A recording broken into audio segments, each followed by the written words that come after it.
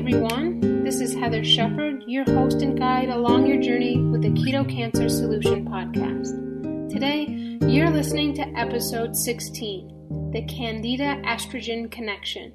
During this episode, I'll reveal how Candida mimics estrogen and how the two synergistically team together, creating estrogen-dominant disturbances in the body, such as estrogen-related cancers, PCOS, menstrual pain, menstrual irregularities, and gut dysbiosis. I'll also reveal the connection between gut health and estrogen and how individuals with estrogen-related cancers or other disorders are missing a very important beneficial gut bacteria that helps to recycle and properly use estrogen in the body. Before we jump into the episode today, I have to give a disclaimer that the Keto Cancer Solution podcast is not intended as medical advice in the Western medical sense or terms. All information shared on the Keto Cancer Solution podcast is based on my background and extensive education in nutrition, classical Chinese medicine, shamanism, and ancient healing arts. This podcast is to be used for informational purposes only and is not intended to diagnose, treat, or cure any disease.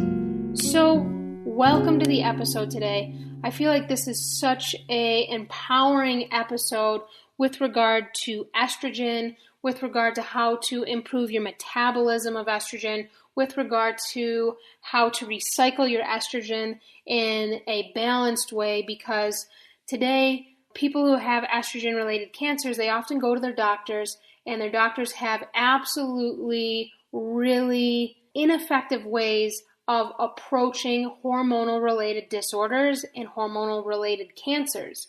All they know how to do is how to block the hormones, and this is just a band-aid approach. We're not getting to the root of the disorder. So this episode really is here to help empower you around how to balance your hormones when it comes to hormonal-related cancers and really any hormonal-related disorders out there.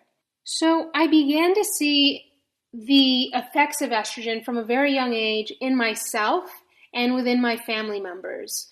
And knowing now what the signs and symptoms are of an estrogen dominance, weight gain, acne, menstrual irregularities, candida, gut issues, weight gain, particularly around the abdomen, type 2 diabetes can play a part.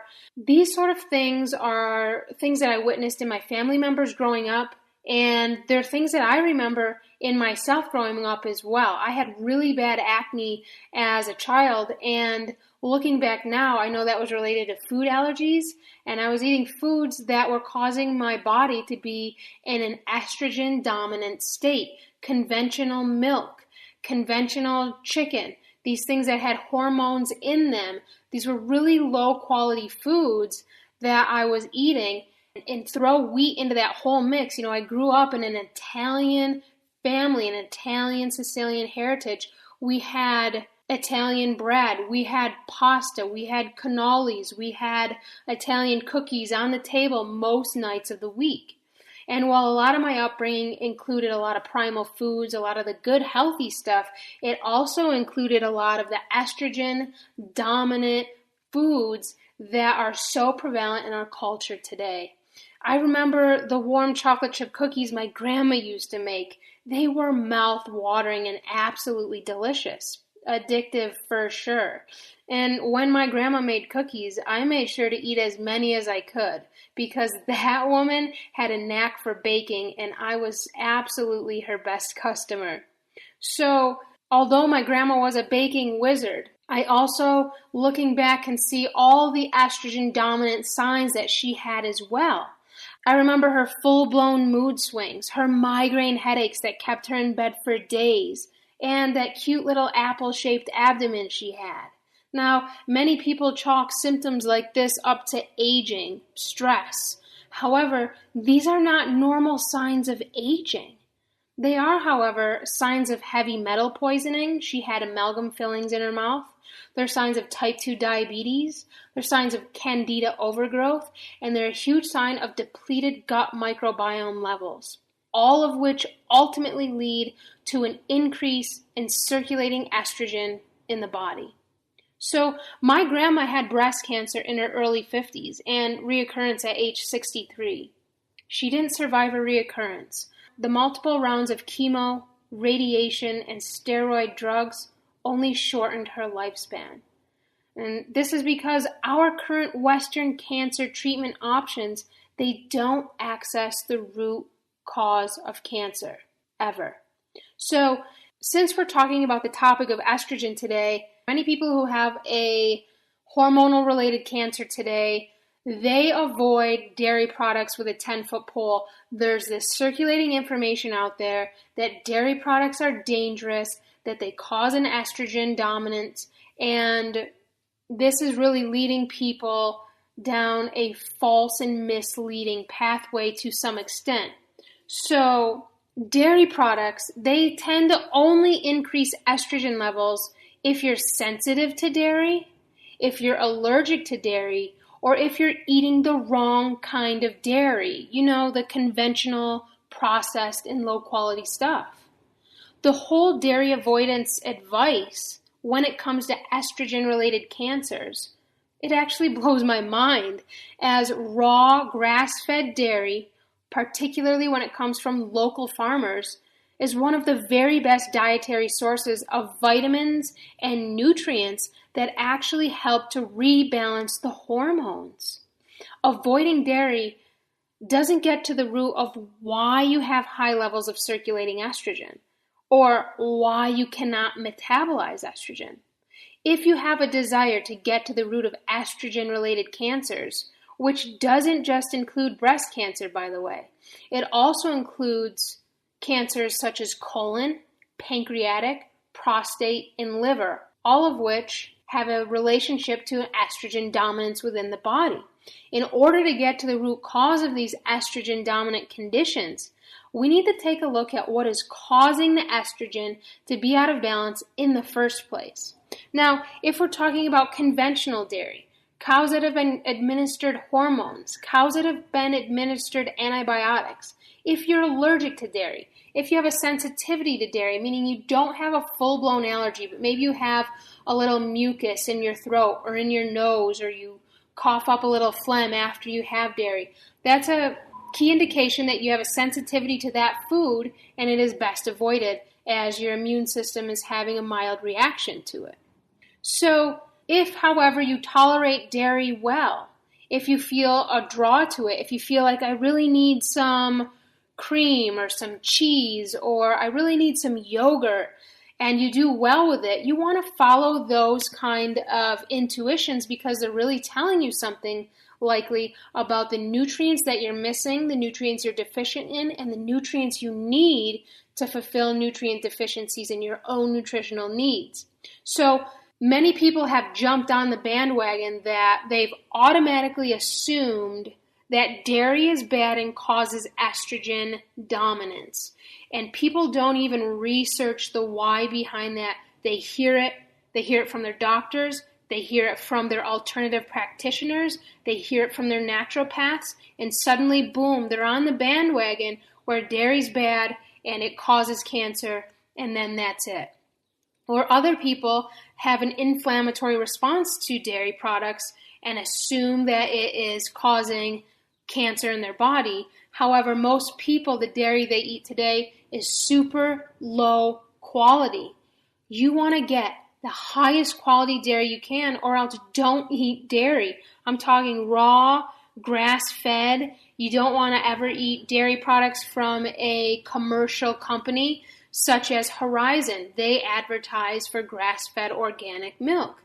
Their product is completely crap. It's really poor quality. So those big companies like that, I highly recommend avoiding them and buying from small, local, organic and grass-fed farmers as much as you can. And everyone is an individual. So once you buy that really high quality dairy, try it in your own body and see how you feel. It only takes a little bit to see how you feel after you've eaten a product, and you can really tell how it's impacting your body. So your firsthand experience can never be replaced by what anybody else says. So always I encourage people to go with that. It's an empowering practice and teaches you to own your own inner authority versus going off of something you read on the internet, something even your doctor tells you. You just don't know until you try it yourself. And a lot of the recommendations that the doctors are giving you are based on blind beliefs that have not been researched in a really good way. So let's get into some substances that actually cause estrogen excess and estrogen dominance, so you can keep this in mind when you're tweaking your diet to help balance your estrogen levels. So number one here, we got birth control. If you've been on conventional birth control at any point in your life or any substances that regulate your hormones, this increases estrogen levels throughout the body. The longer you've been on birth control, the more estrogen you will have in your body. Implementing ways to improve estrogen metabolism and estrogen detoxification. And I'll get into more of that as the episode goes along and how you can do that. But these are key to removing excess estrogen from your body. Number two, mercury amalgam fillings. Mercury fillings leach into your body via saliva, and the mercury vapors are breathed in via the sinuses, which increases mercury poisoning throughout the entire body.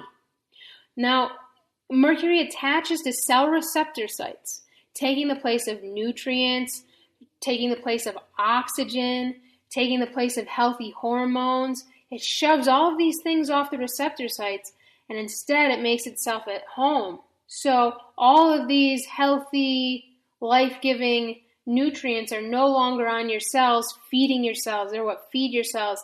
They keep your cells alive and healthy, and they communicate with other cells in a really healthy way. Well, when mercury is in your mouth, they attach to the cell receptor sites, causing nutrient deficiencies and estrogen dominance in the body. Mercury also causes the lymph, one of your main elimination, cleaning, and detoxification organs, to become extremely sluggish and stagnant.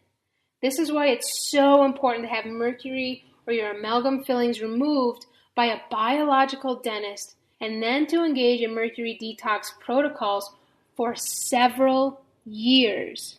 Several years, not just a week, not just a quick cleanse, not something that somebody told you how to hack mercury out of your body, but a real long-term mercury detox protocol that's in place for several years. This stuff takes time to get out of your body. Think about how long that stuff was sitting in your teeth. Well, it's going to take a while to effectively and efficiently get that mercury out of your body when you engage in the proper detox protocols. Number 3, wheat. So have any of you read the book Wheat Belly? It's a really popular one. You can find it on Amazon. You can go to my blog. I have a blog on this episode called the Candida Estrogen Connection. You can check it out over at the Keto Cancer Solution. Go to the blogs tab and you'll see the Candida Estrogen Connection blog.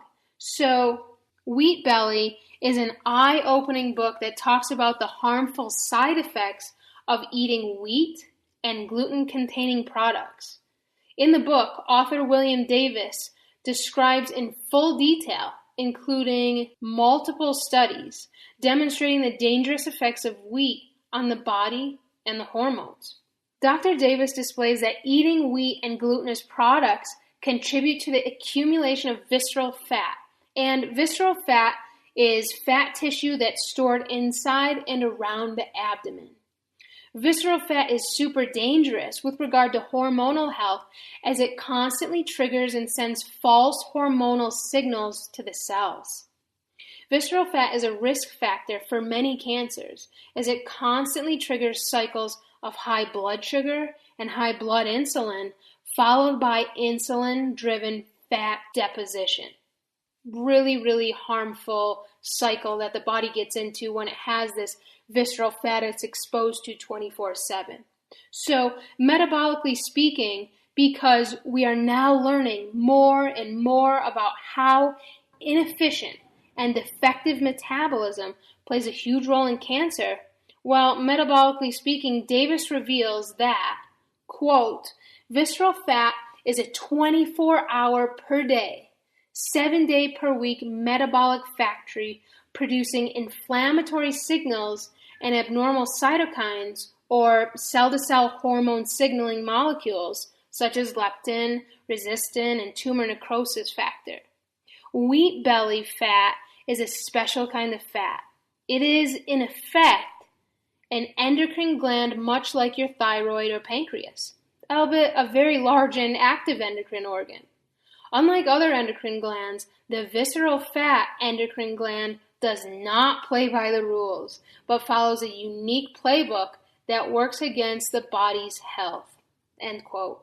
Number 4, sugar, carbs, and wheat continued. Eating a modern diet rich in sugar, carbs, and wheat causes an excess buildup of visceral fat, as you all just learned. The fat that accumulates around the abdomen isn't just a sign of weight gain and poor health, but actually destroys the hormones as it releases estrogen-mimicking substances and other pseudo-hormones into the body, disturbing clear, healthy communication between other cells and hormones. This is why abdominal fat is one of the most dangerous forms of fat, as it contributes to hormonal imbalances and estrogen dominance, thereby increasing risk of estrogen-related cancers. Number 5, xenoestrogens. There are many substances that mimic estrogens in the body. Substances containing xenoestrogens are big contributors to estrogen-related cancers, as they attach to the cell and hormone receptor sites where those nutrients, oxygen, and natural hormones are supposed to reside. Sources of these pseudoestrogens include plastics, including BPA, and we're also finding that BPA-free products are also mimicking estrogen and can almost be worse than BPA products, so you really want to pay attention to those as well. And aluminum, mercury, other heavy metals such as arsenic and lead, copper. So any of you young ladies with copper IUDs out there, know that the copper is attaching to your cell and hormone receptor sites, increasing risk of estrogen-related cancers. Also, soy, as well as many estrogen-mimicking phytoestrogens such as red clover, all act as pseudoestrogens in the body and can cause an estrogen dominance and defective estrogen metabolism. So, what do all of these things, the xenoestrogens, the sugar, the carbs, the wheat, the mercury, the birth control, what do all of these things have in common? Well, they all feed and encourage Candida overgrowth. It's important to note that it's called Candida overgrowth, not simply Candida. This is because Candida is needed in balanced amounts in your gut to help you detox and cleanse heavy metals, other poisons and toxins, and it's paramount to the development of some forms of healthy gut bacteria. The problem with Candida occurs when it becomes out of balance and starts to grow uncontrollably throughout the gut and elsewhere in the body. With using my radionics practice, I can tell where Candida shows up in the body. Oftentimes it's in the gut, but it's also found in the lungs, in the vaginal canal, in the reproductive organs, in the eyes. Many people with really poor eyesight or retinal detachment or cataracts often have Candida in their eyes, and it can show up really in any part of the body. And this is one reason why I really like utilizing my radionics practice, because it can show where these things are showing up in the body and can be effectively removed. So let's talk about the Candida Estrogen Connection. Candida and estrogen mimic each other, and Candida itself encourages the production of more estrogen. So Candida mixed with estrogen is like adding fuel to the hormonal fire. Together they create significant hormonal imbalances in the body, and they synergistically increase menstrual pain, menstrual irregularity, endometriosis, PCOS, which has some other causes as well, but Candida overgrowth is definitely one, and these things even contribute to fibroids and cysts. So people who have fibroids, cysts, reproductive issues, there's likely a Candida estrogen dominance going on in the body that needs to be addressed. Just going on a pill, getting on birth control. The doctors love to put women on birth control who have acne or their periods are irregular. That's such a band-aid. We're not getting to the root of it.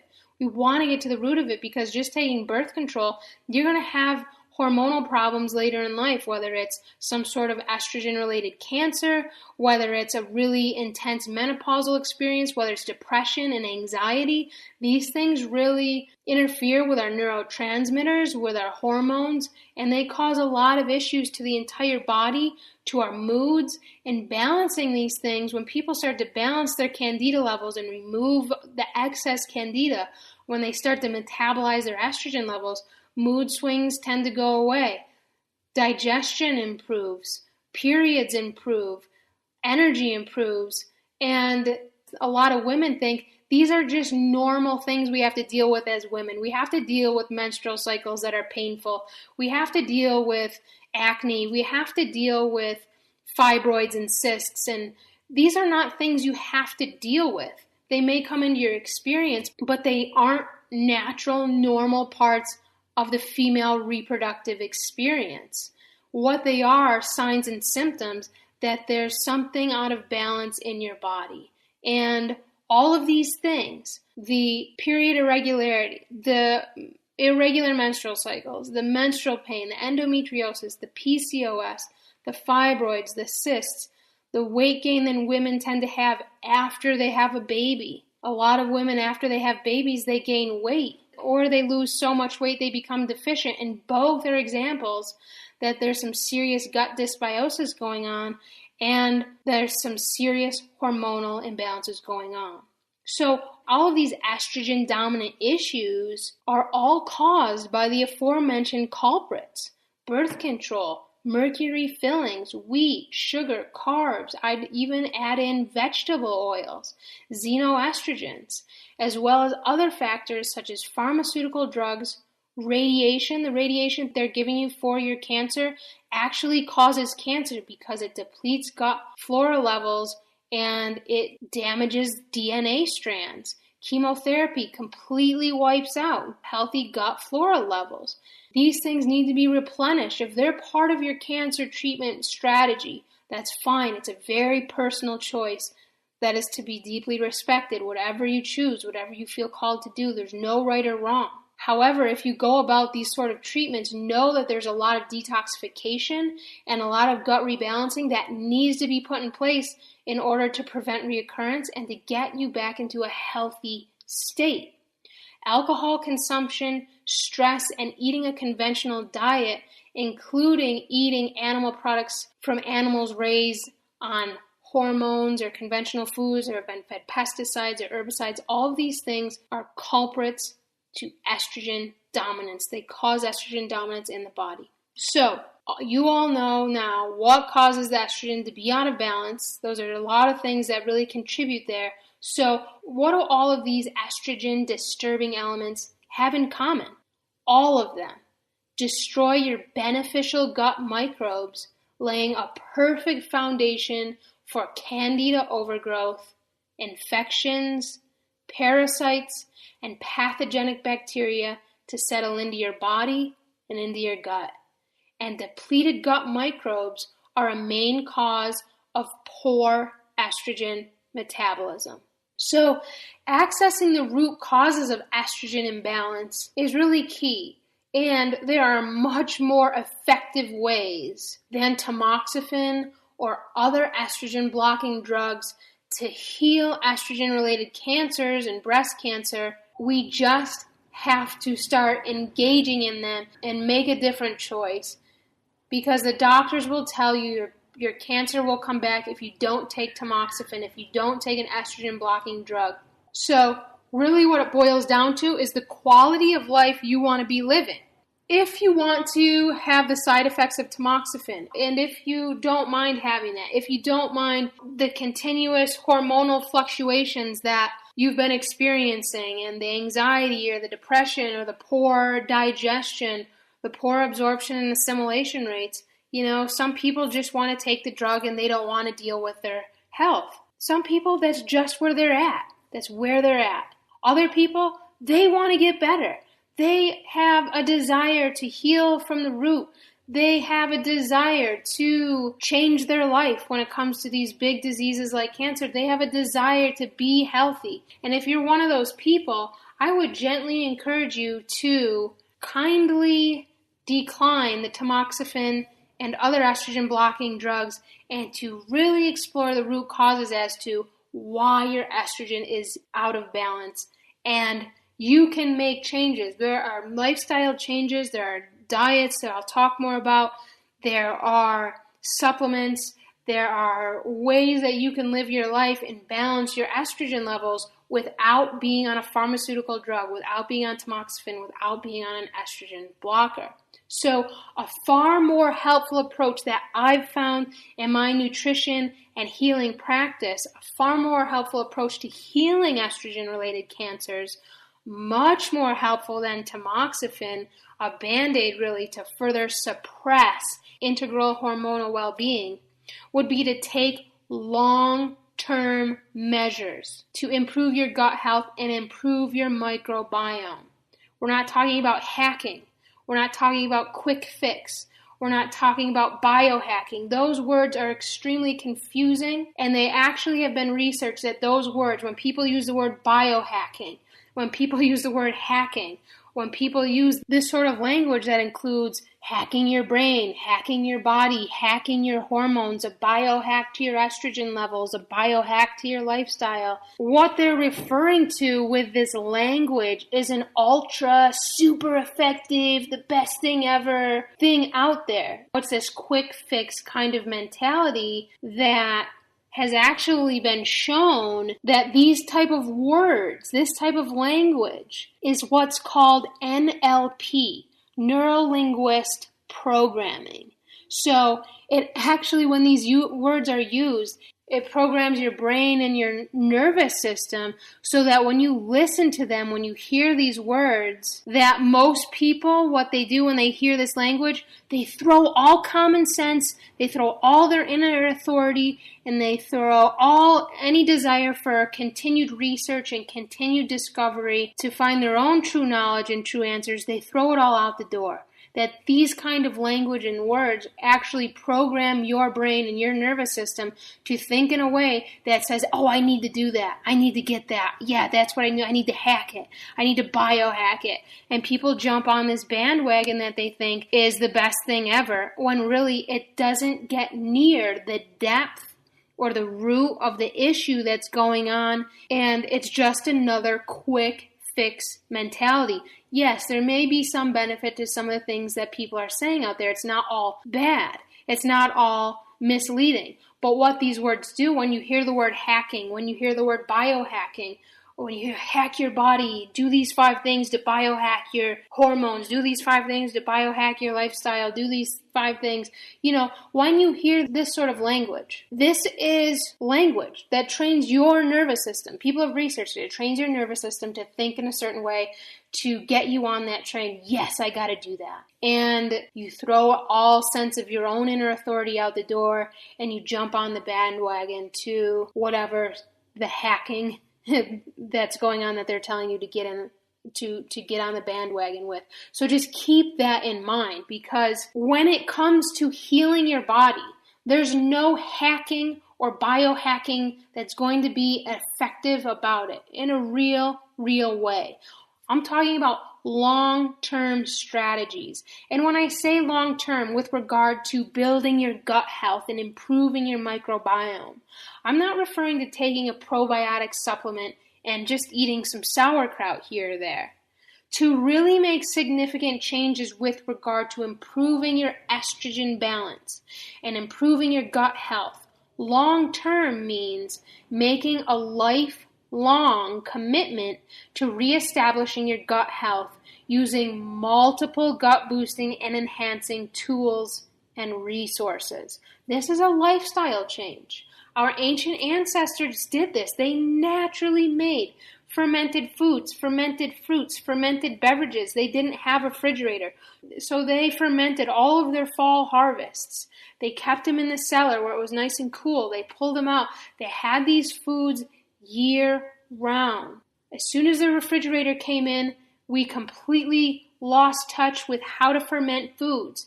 The indigenous ways, the tradition and the storytelling tradition and the hands-on tradition of passing down this ancient art. It's not just the ancient cooking art. This is really an ancient healing art.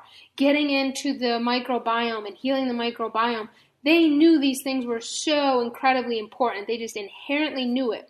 We have come out of contact with that inherent knowingness that we need these foods when the refrigerator came in, when processed and packaged foods came in, when the fast foods came in. We completely lost touch with the tradition of preparing fermented foods and teaching that to the coming generations. We lost touch with that, and now it has become extinct. But obviously, many of you know that pickling things, fermenting things is coming back, it's making a comeback.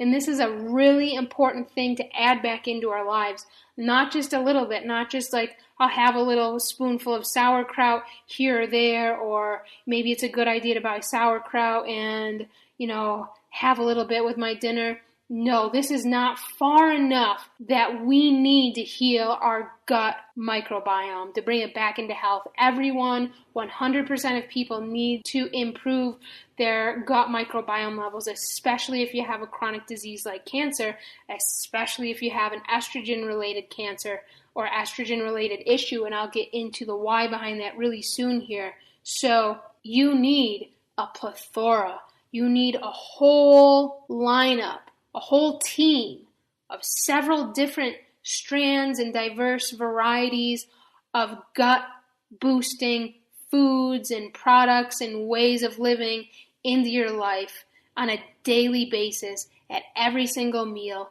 in between meals, your beverages. This is what it takes to rebuild your health.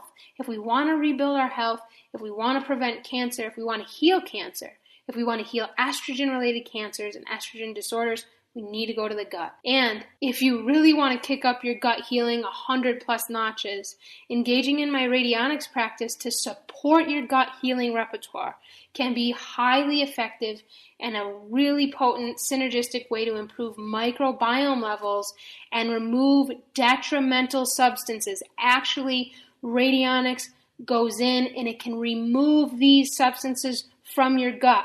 The Candida overgrowth, the mercury, the pathogenic bacteria, the infections. Radionics has the ability to go in, get this stuff, take it out of the body in a safe, effective, gentle way.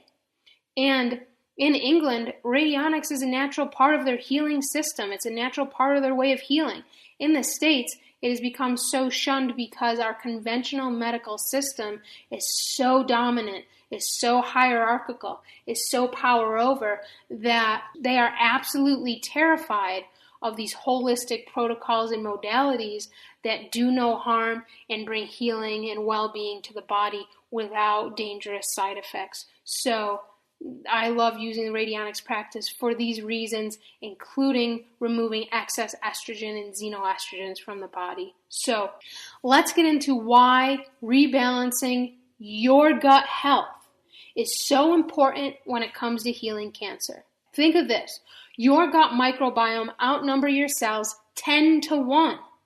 You need your microbiome to be robust, to be integral, to be flourishing with an abundance of healthy bugs, because these little creatures, they're a crucial part of your immune system. They detox poisons and toxins from your body. They synthesize multiple nutrients, including molybdenum. They synthesize multiple nutrients. Their volume determines how you digest and assimilate your foods. Many of your hormones are produced in your gut, and robust gut flora levels help to rectify imbalanced estrogen levels in the body. I'm going to repeat that last one because it's so prevalent to the episode today. Robust gut flora levels help to rectify imbalanced estrogen levels in the body.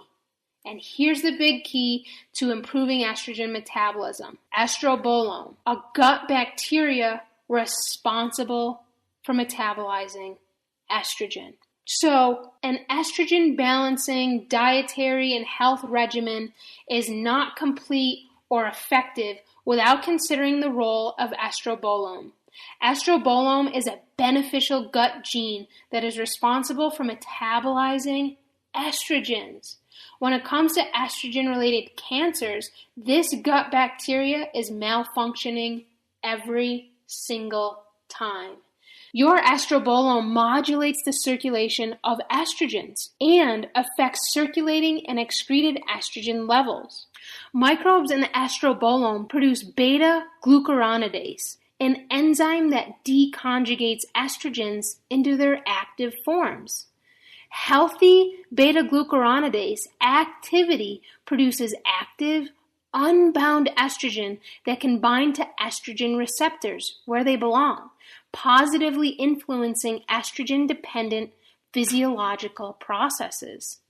However, substances in the diet, certain skin products, heavy metals, conventional shampoos, even organic shampoos, wheat, and all the aforementioned elements that disrupt estrogen balance and metabolism in the body all deplete estrobolome levels.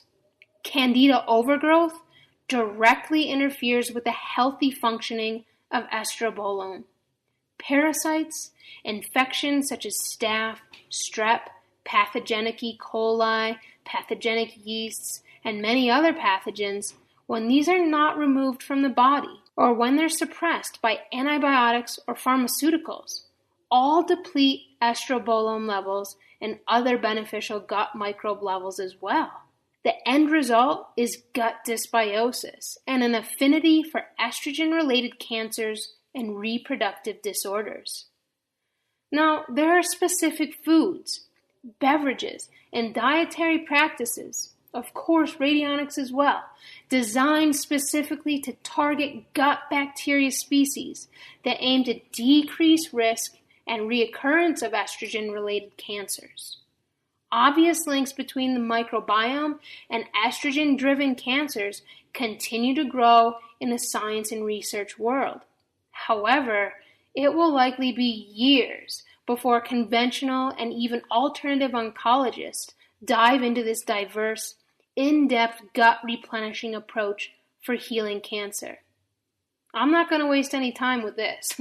I've developed a dietary strategy and program that helps to boost microbiome levels, including estrobolome, as a primary means of approaching cancer from a root, holistic place. If you're interested in learning more about my gut rebuilding program for approaching cancer, I welcome you to contact me at Keto Cancer Solution, that's Keto Cancer Solution @gmail.com to start a conversation regarding what this would personally look like for you and your healing journey. So, thanks everyone for tuning in today. I hope you learned a lot about estrogen and how to work with it and bring it back into balance in really empowering ways.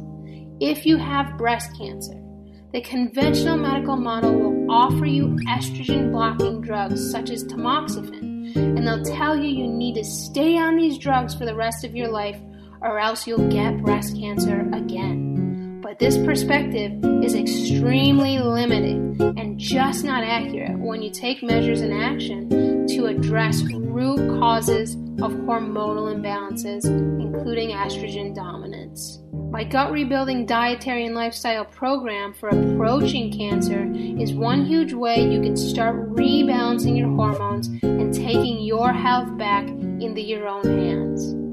Additionally, my radionics practice is also a wonderful and potent way to help bring ease and balance to your hormones, estrogen levels, and digestive health. If you're interested in learning more about this approach to cancer, this root holistic approach to healing the gut as a means for healing cancer, reach out to me at ketocancersolution @gmail.com. And for those of you who enjoy the social scene, I welcome you to join my private Facebook group, the Keto Cancer Solution, at Facebook.com facebook.com/groups/Keto Cancer Solution. Thanks again for joining me today, and I look forward to seeing you next time.